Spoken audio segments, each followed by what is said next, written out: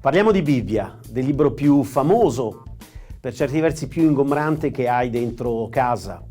Isaia è il libro più citato nel Nuovo Testamento, ben 22 volte. Questo perché Isaia consegnerà ad Israele la speranza messianica. Elia è il primo, è il più grande dei profeti.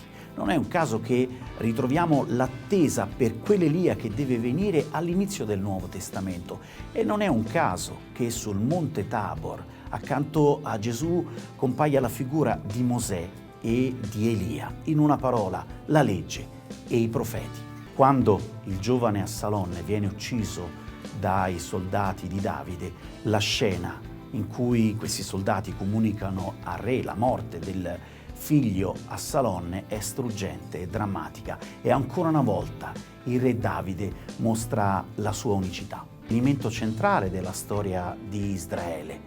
Questa volta è il re di Babilonia, Nabucodonosor, che tra il 602 e il 597 marcerà contro Gerusalemme e l'udienza dell'esilio di Israele.